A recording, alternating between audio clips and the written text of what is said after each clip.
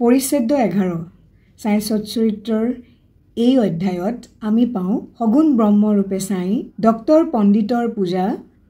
হাজী সিদ্দিক ফালকে পঞ্চভূত বা প্ৰকৃতিৰ ওপৰত বাবাৰ প্ৰভাৱ ব্ৰহ্মা বা ঈশ্বৰৰ দুটা দিশ আছে এটা হ'ল অব্যক্ত বা অপ্ৰকাশিত মানে নিৰ্গুণ আৰু আনটো হৈছে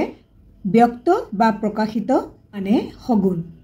নিৰ্গুণ হ'ল নিৰাকাৰ সগুণ হ'ল সাকাৰ যদিও দুয়োটাই একে ব্ৰহ্মকে নিৰ্দেশ কৰে কোনোবাই নিৰাকাৰ উপাসনা পছন্দ কৰে আৰু কোনোবাই সাকাৰ উপাসনা পছন্দ কৰে গীতাৰ দ্বাদশ অধ্যায়ত উল্লেখ আছে যে সাকাৰ বা সগুণ ব্ৰহ্মৰ উপাসনা সহজ মূৰ্তি দেৱী অগ্নি আলোক সূৰ্য ব্ৰাহ্মণ আৰু পানী এই সাতটা অৰ্চনীয় বস্তু আছে কিন্তু সদ্গুৰু এইবোৰৰ ভিতৰত আটাইতকৈ ডাঙৰ সাই বাবাৰ কথাত আমাৰ যি বিশ্বাস সেই বিশ্বাসেই হৈছে আসন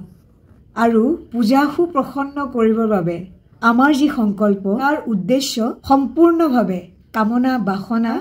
মুক্ত হোৱা কোনোৱে কয় সাই বাবা এজন ভগৱত ভক্ত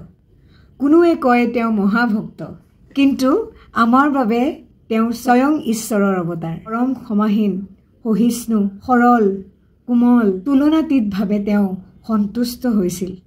ভগৱান শ্ৰীকৃষ্ণই কৈছিল সাধুসকল তেওঁৰেই আত্মা তেখেতৰেই জীৱন্ত প্ৰতিমূৰ্তি উপনিষদৰ পাঠৰ মাধ্যমত আমি এই কথা প্ৰতিদিনেই শুনো বা পঢ়োঁ কিন্তু নিষ্ঠাবান লোকসকলে এই শিৰডিতে এই ব্ৰহ্ম বা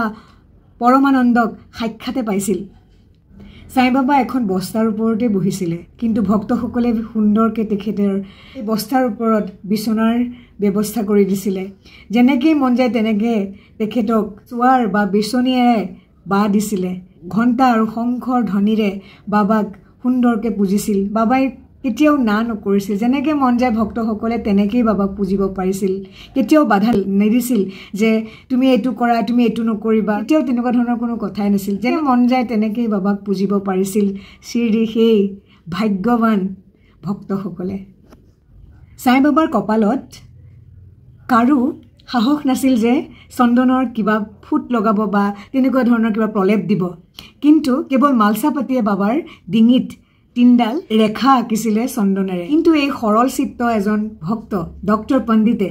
দাদা ভাতৰ পৰা পূজাৰ থালিখন লৈ সুন্দৰকে বাবাৰ কপালত ত্ৰিপুণ্ডাকাৰ তিনডাল ৰেখা আঁকি দিলে তেতিয়া সকলো আচৰিত হৈ গ'ল যে বাবাইটো কাকুকে বাবাৰ কপাল ধৰিব নিদিয়ে আজি তেখেতক কেনেকৈ দিলে তেতিয়া বাবাই ক'লে যে ডক্টৰ পণ্ডিতৰ নিজৰ গুৰু ধূপেশ্বৰ ৰঘুনাথ মহাৰাজ হিচাপে বাবাক বিশ্বাস কৰিছিল আৰু নিজৰ গুৰুক যিদৰে চন্দন লগাইছিল ঠিক তেনেদৰে মোৰ কপালত এই শিষ্যই চন্দন লগালে বাবাই প্ৰতিজন ভক্তকে দিছিলে তেনেদৰে বাবাক পূজিবলৈ কিন্তু কেতিয়াবা বাবাই খঙো কৰিছিলে প্ৰকৃতিৰ ওপৰত বাবাৰ আধিপত্য আচৰিত ধৰণৰ কথা এবাৰ শিৰডিত ভীষণ ধুমুহা বৰষুণ শিৰডিবাসীৰ মানে ভয় আৰু আতংকৰ সৃষ্টি হৈছিলে তেতিয়া তেওঁলোক সকলো কেৱল বাবাৰ মছজিদলৈ ঢাপলি মেলিছিল তেতিয়া বাবাই গৰজি উঠিলে আৰু ক'লে ৰৈ যোৱা আমাৰ বলিয়ালি বন্ধ কৰা শান্ত হোৱা বাছ কেই মিনিটমানৰ পিছতে সেই বৰষুণ আৰু বতাহ স্তব্ধ হৈ পৰিল আৰু এবাৰ কি হৈছিলে বাবাৰ ধুনিৰ যি শিখা সেয়া যেন মছজিদৰ ওপৰ চাঙত যেন লাগি যাব এনেকুৱাকৈ ডাও ডাওকৈ জ্বলি উঠিছিল ধুনি সকলোৱে বিৰাট ভয় খাইছিল তাৰপিছত কেৱল বাবাই সকলোতো বুজি আছে সন্মুখৰ বেতত টুকুৰি বাবাই ক'বলৈ ল'লে আৰু ওপৰলৈ নুঠিবা শান্ত হোৱা